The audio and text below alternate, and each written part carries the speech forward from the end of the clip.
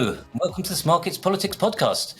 I'm Matthew Shaddick, and I'm joined, as always, by Patrick Flynn. But this week we have a very special guest, the nation's favourite pollster from Ipsos, Keiran Pedley. So Keiran's going to be here to discuss the crazy week of polling in British politics we've had over the last week. So, Patrick, we know how the financial markets have reacted to the government's latest plans. I guess everybody's seen what the polling thinks of it. What about the betting markets? Any big changes there? Yeah, I mean, it does not look good for Truss. It's been nothing short of a disaster, really. So we put up a few markets to help us track this, and it's now more likely than not that a vote of no confidence in Liz Truss will be triggered before the next election. Although, just to break in there, the rules at the moment are that she can't be challenged from a year of her being appointed. Is that right?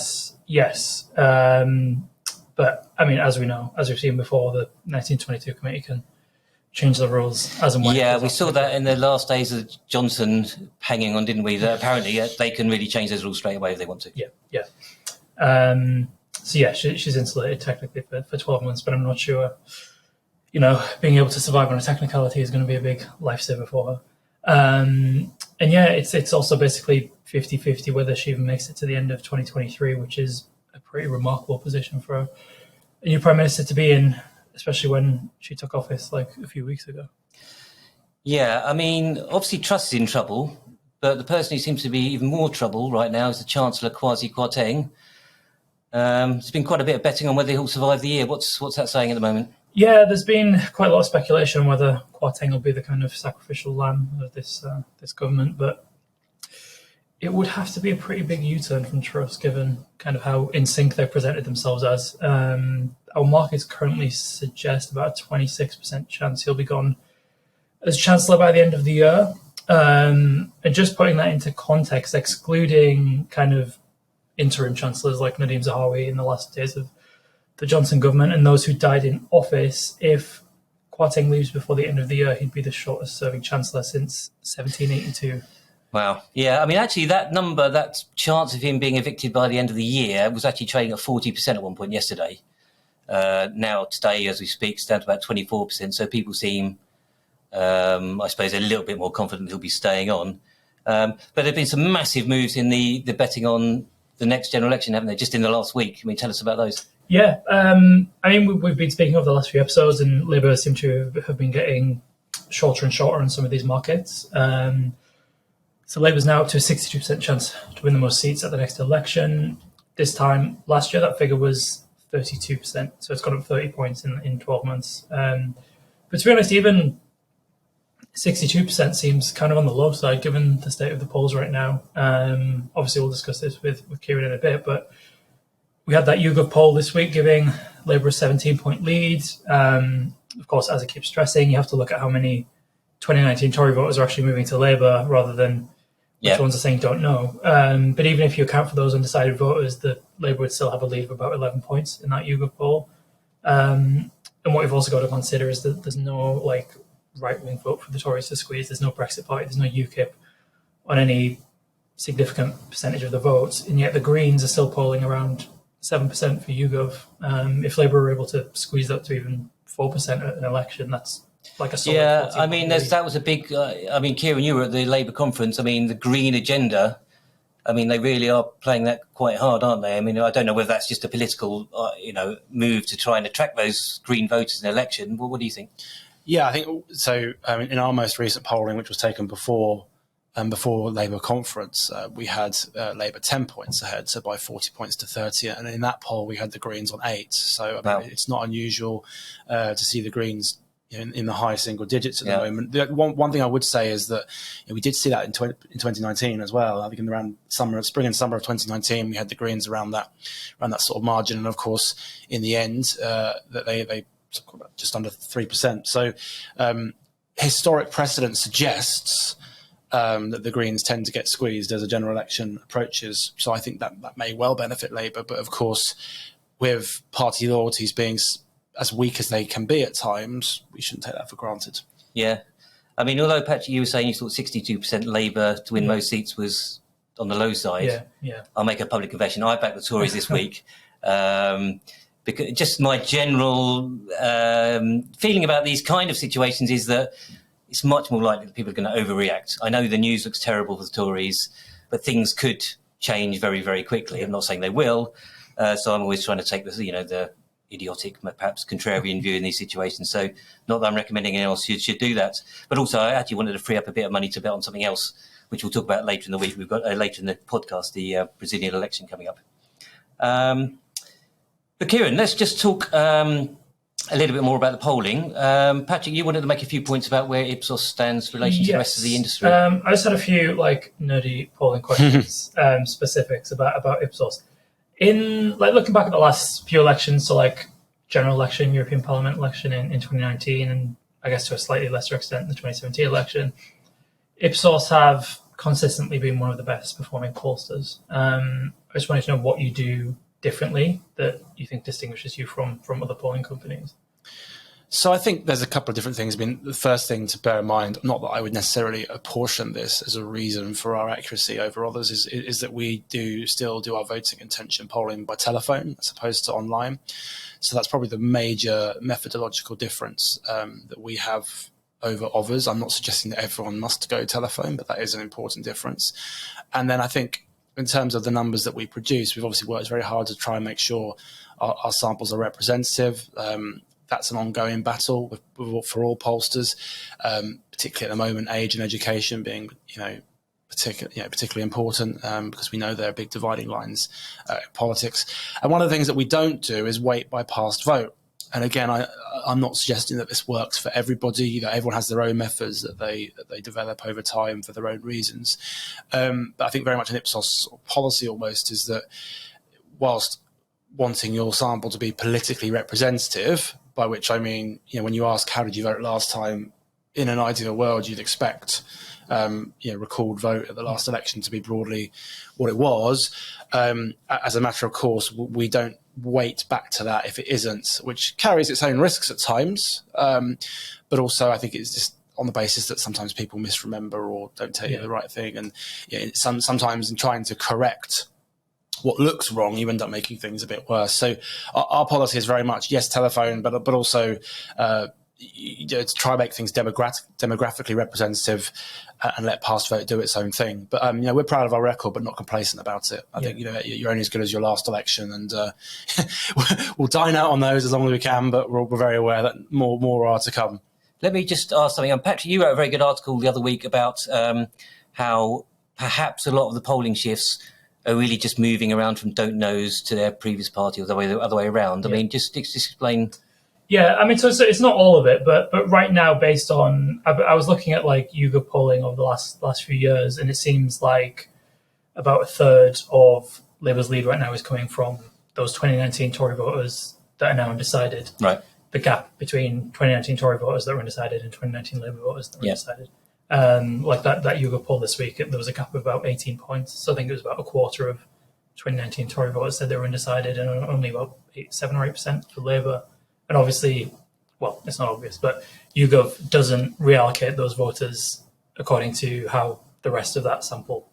Is that the same with Ipsos? You just treat don't knows as don't knows, or no, not entirely. I mean, so our polling will show when you start and say how would you vote tomorrow if there was an election tomorrow, you'll get around 1 in 5 to 1 in 4, even sometimes 2019 Conservative voters saying they don't know. So it is a large number. I think anybody that's looking at voting intention polls at the moment needs to appreciate that, because if there's that uncertainty in such a big voting group, then maybe things could shift quickly in the future. But what we do with that group, or anybody that says they don't know, or that they'd rather not answer, we ask what we call a squeeze question, which is to say, well, who would you be most inclined to support? Yeah. And that's just to try and get people sort of off the fence. And I haven't got the figures in front of me from where we end up after that, but it does go into the sort of mid to low single digits in terms of numbers of undecideds once you do that. Now, that isn't to say that completely fixes the problem of 2019 Conservatives being unsure,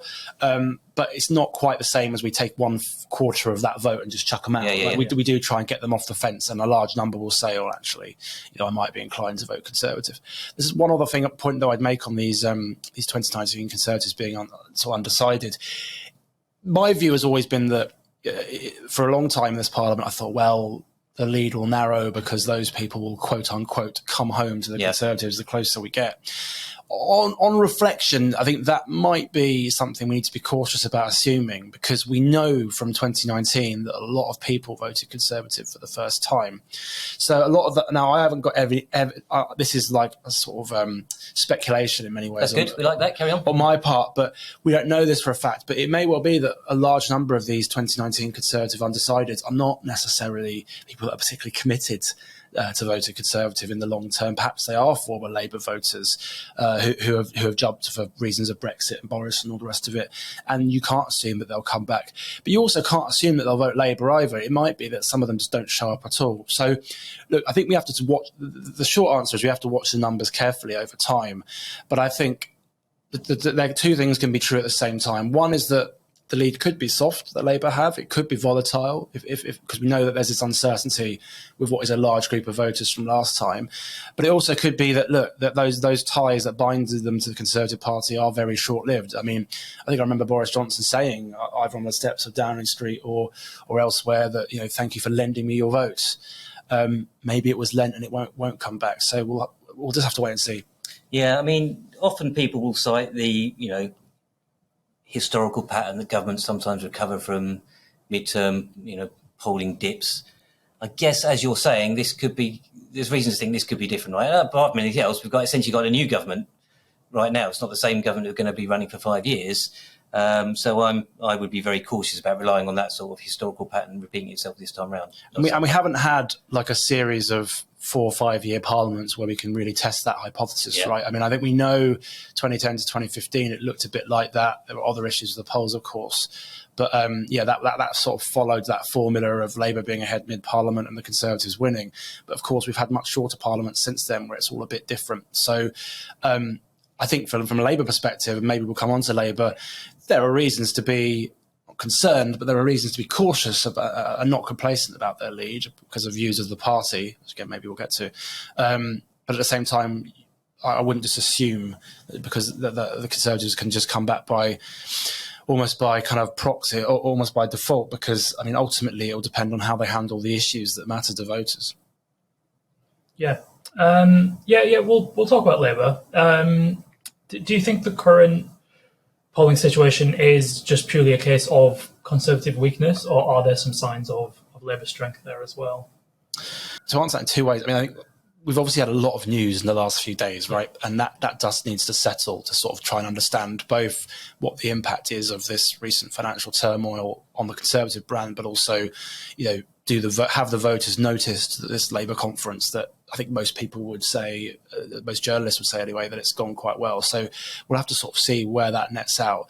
But I do think there's evidence that Labour's poll lead is as much, if not more, Conservative weakness than Labour's strength. One data point I'll use to sort of illustrate this point is that something we ask regularly over time is whether or not the Labour Party is ready for government. Do you agree they're ready for government or disagree? And in the summer, I think it was in July, 37% agreed Labour were ready to form a government and 43% disagreed. Now, there's good and bad news in those numbers for Labour.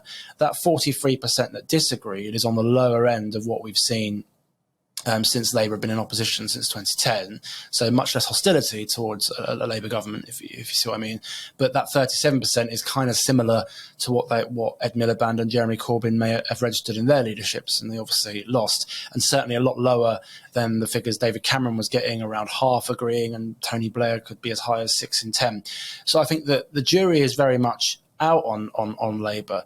But at the same time, when we ask things like economic competence and things of that nature, I think I'm right in saying 63%, I need to check, told us in June that they thought the Conservatives were managing the economy badly.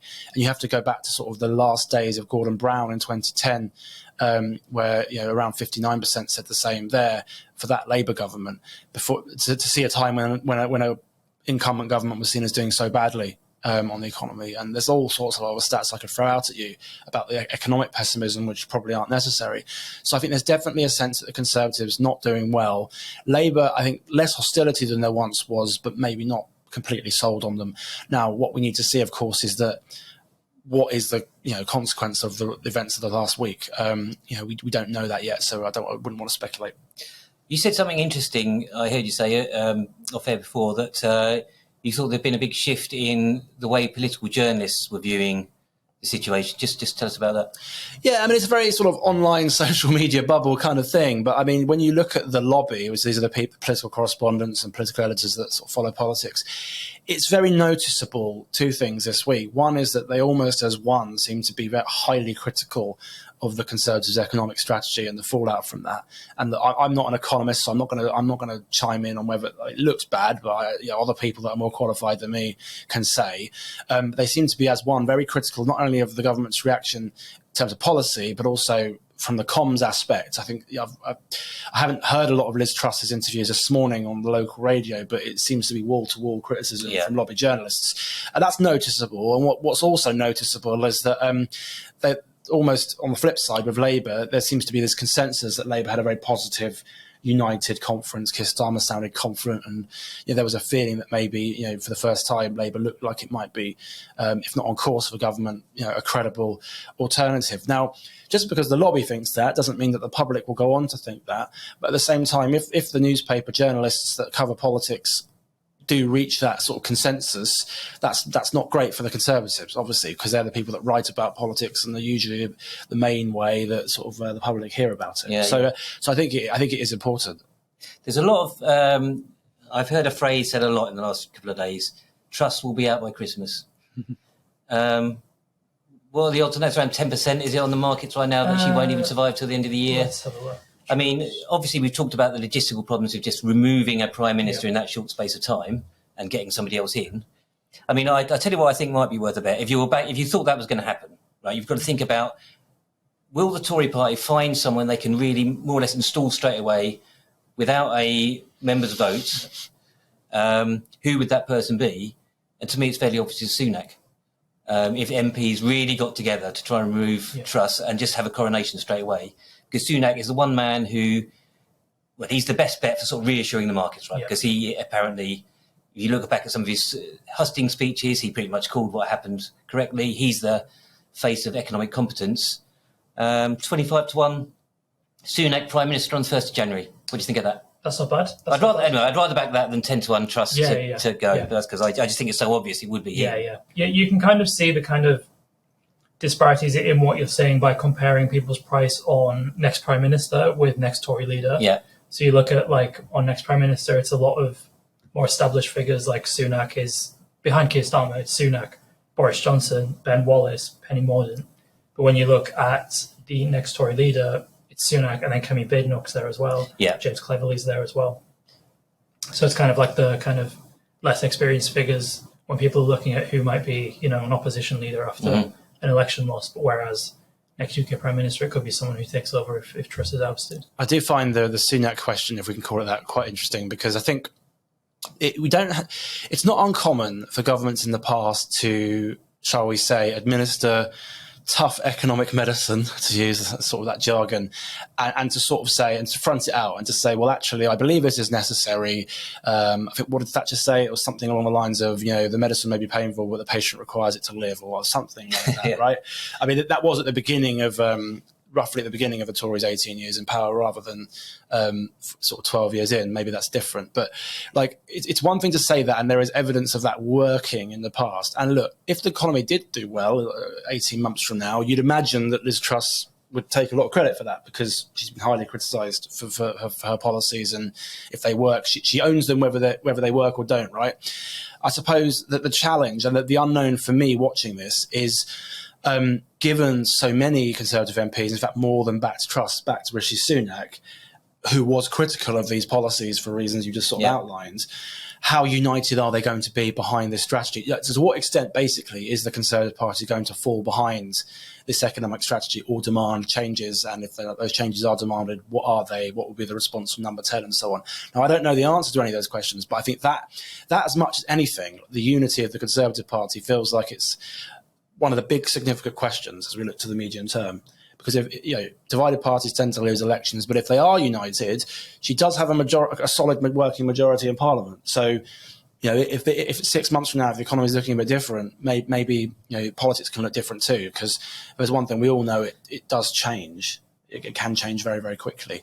But unity of the Conservative Party, big question mark for me, I think.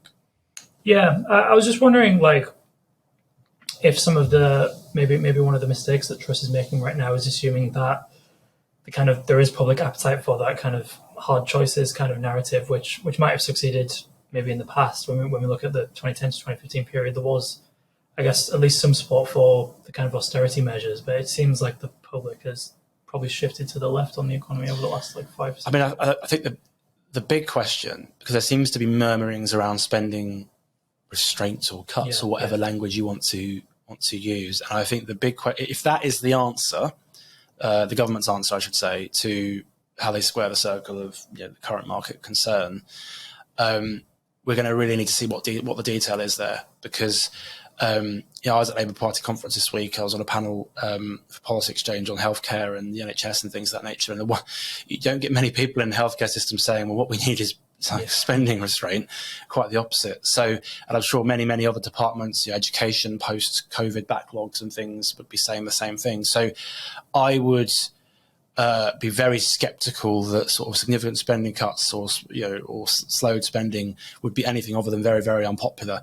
So if that's the answer that the Conservatives have, they might be in for a bit of a difficult time, I think. Yeah. Patrick, we had a couple of questions on Twitter for Keiran. Yes, we do. So this one's from Pip Moss. He asks... Oh, hello, Pip. He asks, what are the best trends or signs for the Tories right now? Is there anything at all that they can be positive about? There actually is. I think there's two things I'd say. And again, I'm very conscious that, about repeating myself, that a lot's happened in the last week of Labour conference and the market turmoil. So maybe these things are about to change. But there's two things I would say. The first is when we ask people, the public, who do you trust on the key issues? It's not true that Labour are more trusted, at least on our numbers, it's not true that Labour are more trusted on absolutely everything. Until recently, we've had the Conservatives 15 points ahead on growing the economy. Again, that may well change with the last week. And we also had them ahead of Labour by, I think it was 6 points on controlling inflation. So on those 2 points alone, you could maybe see the genesis of a campaign where the Conservatives go big on growth and managing inflation and maybe tax cuts, and Labour's going to raise your taxes and all the rest of it. So there could be the germ of an argument there. Whether that's been destroyed in the past 3 days, to be confirmed. And I think the other thing, which again I'd say the same thing about too, is Keir Starmer. I mean, his leader satisfaction ratings are, until this point, so-so. I mean, his net satisfaction rating, which is -14, and that just means that I think it's something like, what is it now, 45% of the public are dissatisfied with the job he's doing as Labour leader, 31% satisfied. And that creates a score of -14. The average going back to 1980 for a leader of the opposition is -12. So he's about average. Most of those lose. David Cameron and Tony Blair, who won from opposition, it's a rare thing the last 40 years, were both net positive before they did so. And again, Keir Starmer may well end up net positive. Who's to say? But I think you've still got a Labour Party that until now people have not been sure about, and the old arguments about the Tories delivering growth have been receptive. But again, if the last week has completely destroyed that, then those indicators sort of go away. So I think it's not to say that there is nothing for the Conservatives to cling to, but this economic strategy has to work, because clearly there's a new government. They've very much decided to own this new change of direction. That we haven't had a general election. This hasn't been explicitly voted for by the public. So if it works, they'll get the reward. If it doesn't, they'll reap what they sow, I suppose. Yeah, you were mentioning Starmer's ratings. I was looking back at what Ipsos had for him. I think you asked, you satisfied, right? Yeah. So he was net +16 2 years ago. A year later, so in other words, in September 2021, he was -25. And you were mentioning the latest score had him still negative, but I wouldn't be at all surprised if that got quite close to zero next time that gets asked. So you're right; these things can change very, very quickly, and be interesting to see. And I think like the sort of the pro Starmer point would be, I always say is he taking inspiration somewhat from David Cameron? I mean, if you go and look at David Cameron's leader ratings as leader of the opposition, they don't track directly, but there is a similar pattern where he starts off quite positively. It's all the kind of hug a hoodie and vote blue, go green. I'm sort of butchering those actual quotes, but it was all that sort of stuff. And then Gordon Brown takes over, and there was the sort of election that wasn't. But just before that, there was very much, Cameron was in the -20s. And the financial crash happens, and that election that wasn't happens, and he sort of owns the moment. And the rest, as they say, is history.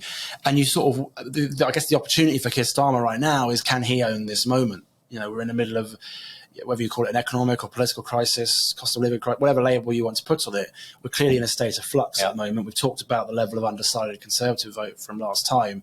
So, perhaps Keir Starmer can take inspiration from David Cameron as he looks to enter number 10 in the future. Do you think there's necessarily even that big of a risk for Starmer, even if he did go into the election with a negative approval? Because it seems over the last few years, like when you look at the UK, the US as well, it seems like it's just whoever's the least unpopular rather than who's the most popular. Like a politician having a positive approval rating seems quite rare now. Well, it is very much relative, isn't it? I mean, yeah. I know that Boris Johnson was around, I'm pretty sure he was around -20 or something going into the last general election, but Jeremy Corbyn was on -44. Yeah. So these things are relative. There's no rule that says he has to be net positive, or the King's going to tap him on the shoulder and say, "Sorry, you're not net positive with Ipsos, so you can't come in." I mean, that should be a rule, though. The power we would have. But it's useful to contextualise. I guess is probably the way I'd say. Like, this is not at the moment a Tony Blair type leader, and. Maybe that's impossible unless you've been out of office for 18 years. I don't know.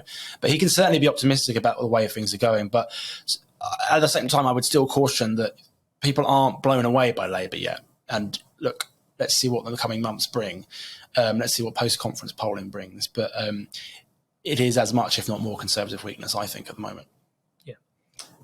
We had one more question from the audience. From Adrian Smith. He asks, the specific question is, what's happening with the voting intention of women over 40-ish? I guess the more general question is, are there any demographic groups that are particularly strong for Labour or have shifted to Labour since the last election? Well, I'm going to dodge that particular question. My perception is that Labour have a strength with women over men, but I'd need to double check what our figures actually say on that. I certainly don't know about women over 40, but I can come back to that maybe another time. Look, I think Labour's core strength is in this sort of the quote unquote obvious groups. It's in younger voters, it's in graduates, it's in people that are on social media, it's in renters, it's in people in sort of in urban areas and so on and so forth. And I think that part of the challenge Labour have got, which at the moment they seem to be navigating reasonably well, is how to sort of retain those with a sort of inspirational message. So that they've been talking about going green, haven't they? I think we mentioned earlier at this last conference, whilst also trying to win over those sort of, to use some shorthand, older, more patriotic Brexit voters, maybe in towns in northern England. I mean, that's a simplification of the challenge they've got, but that is the sort of navigation that they're trying to pull off. And in many ways, the Conservatives are trying to pull off the reverse, right? So it's not. And that's where the blue wall stuff comes from there. So it affects both parties. But I think whilst the economic news is as bad as it is, if that continues, and if the Conservatives' traditional representation, reputation for economic competence does collapse, then in many ways it almost won't matter, because yes, of course you'll have certain demographics that you're stronger with than not, but I think if the Tories lose that reputation for economic competence, then the maths to some extent will take care of themselves, I think. Before we finish this little segment, Keiran, I know you occasionally have a political bet. Occasionally. I only mention the ones I win, though. So yeah, sort of gives you that position of sageness. I just noticed some bets this morning. The last traded price on Labour getting a majority in the next election implied there was a 35% chance they would do so. I'll be honest, I think that's crazy high. I mean, given the scale of the... which side... Do you think that's too high? Or? I would sell that, I think. Yeah. I think... The thing is, you look back at elections since the war, And there's only 2 occasions where there's been a national swing of 10 points or more. So that's in 1945, so immediately after that war, and in 1997, after 18 years of Conservative rule. Now, again, as I keep saying, there's no rule to these things that says it can't happen. I mean, if it was going to happen, I guess an election where there's been a global pandemic, there's a load of uncertainty in party loyalties, you've got a cost of living crisis and a new prime minister that makes it worse, if that's what's to happen, yeah, maybe those are the conditions for a large swing of that nature.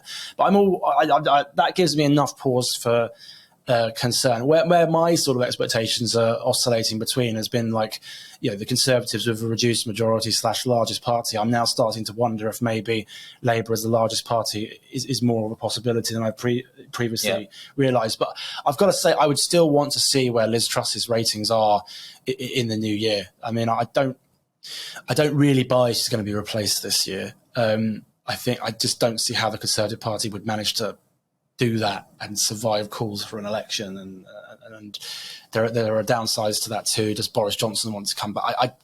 I think let's wait and see where we are a few months from now when things settle down, if they do, before we start sort of looking ahead to what might happen. Yeah, we have one more question. We've ventured into the meme market, and we've created a market on whether Stan will be 20 points ahead in the next 2 weeks. So our market is on what the largest Labour lead will be in the next 3 weeks. For context, that YouGov poll with a 17-point Labour lead was the highest that we've seen in this Parliament. Do you think that'll go higher? I mean, it's certainly close, isn't it? I'd be very, very surprised if it hit 20 points or more. I mean, look, when it's 17, clearly it's possible. But, I mean, a 20-point margin, you're talking, what, like 45-25 or something? There's good maths there. But I mean, it would be highly symbolic if it did happen.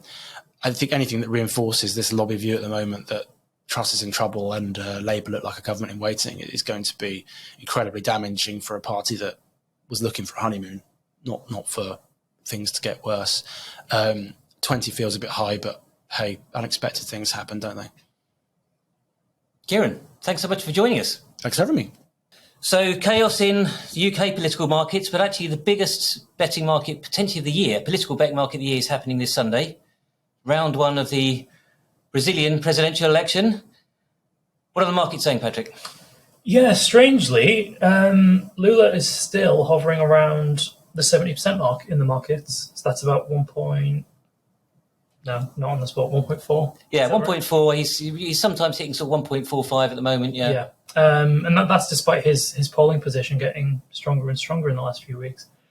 To me, this is giving me memories of Biden 2020, where the kind of markets are failing to account for how strong the poll lead is for the opposition ahead of this right-wing populist incumbent. I've also had a small bet on Lula to hit 50% on Sunday. It's not likely to win in the first round. So just to summarise, we've got Bolsonaro, the incumbent, essentially a populist Trump-like character, I guess, simplest way of describing it, against Lula, who used to be president. Mostly his support is mostly coming from the left. 2 incredibly sort of polarised candidates, right? And Lula is, on average, around 10, 12 points ahead. Yep. That's just in the first round. Now, there is a chance that he can win in the first round. He gets 50%, he wins. In fact, on The Economist's current tracker, they have him at 51%. Right. But if it does go to the second round, any hope for Bolsonaro there? I mean, it doesn't really look like it. The Lula's kind of lead in the second round has got larger and larger. I think the last time I looked, it was about 60-40. And as you say, with 2 kind of massively polarised figures, you can't imagine there'll be a lot of switching between them. But yeah, like I still think that Lula's kind of chance of winning in the first round and hitting 50% and kind of eliminating the need for a runoff is still a bit underestimated. In the last 10 polls that I've looked at, once you exclude undecideds, he's at 49.7, so he's almost there. And you've kind of got another candidate of the left, so Ciro Gomez, who's on about 6 or 7%. All that's kind of needed, if you're taking the polls as kind of gospel, is for Lula to kind of squeeze some of those voters, and he's over the line. Yeah, it seems more likely that he'll actually increase his lead in the second round rather than the other way around. Yeah. And so, I may be missing something here, but 1.45 Lula honestly seems like one of the greatest political bets of all time. And we were talking about for Bolsonaro to win, this is going to be the biggest polling miss that I can ever remember in a major national election. I mean, there have been a few in by-elections and US primaries and so on, which have been like this. But for someone to overturn this kind of lead, I mean, what do you put down the mismatch between the betting markets and the polling to? Any ideas? I mean, perhaps it's companies in Brazil that are taking a lot of money on Bolsonaro and then using like markets that are active in Brazil and the UK to kind of hedge that risk. But I think perhaps people are thinking that Bolsonaro could kind of overturn the election result. But again, that's something you've got to look at the market rules, and on Smarkets we're going to settle based on what the election winner rather than who ends up being president. Yeah. So even if Bolsonaro does, and Bolsonaro has talked about trying to do something after the election if he's not happy with the result. But that, with any luck, that won't happen. But if it does, and it clearly Lula's won the election, then for Smarkets purposes at least, it should be nice and clear cut. Yeah. One thing, I mean, it was funny, you mentioned women voters in our UK piece earlier. I mean, one thing that comes to mind about why the betting markets might be a little bit skewed, candidates like Bolsonaro actually draw most of it. Well, men are much more likely to vote for Bolsonaro than women. Yeah. And that's the same with Trump. And it turns out men are much more likely to bet. And I often wonder in markets like that whether that could be just skewing things, at least to some extent. Yeah. If your women aren't participating in the market, which I don't know what the Brazilian betting market is like, but if that's the case, then that could be one of the reasons why we get this kind of weird mismatch. The only thing that you can hold on to from a Bolsonaro backer point of view is that you're going to get there's some hidden Bolsonaro vote. People aren't answering polls. We saw something of that in the last US presidential election. Trump did overperform the polls, but Bolsonaro is going to have to overperform the polls by, like I said, a historic amount to win this election. Yeah, Biden was polling, I think, about 7 or 8 points ahead and ended up winning the popular vote by about 4 or 5. So it was only like a few points. Like Lula's lead over Bolsonaro is about 12 points or something. Yeah, so I mean, if you look back to other historic polling misses, you've got UK 2015. Polls said it'd be about level. Tories won by about 7. So that's not enough. And that was like one of the biggest of all time. Yeah. Okay, we are agreed for once. So Lula really could be one of the great political bets of all time. We'll find out possibly on Monday morning when we get the results of round 1. We've got a few weeks left before we get to round 2 if that's needed. That's it for another week. Thanks so much to Keiran Pedley from Ipsos for joining us. Thanks for having me. And thanks as always to Patrick Flynn. If you like the episode and you're watching us on YouTube, please like and subscribe. And also you can follow us on Twitter @SmarketsPoll. See you again next week.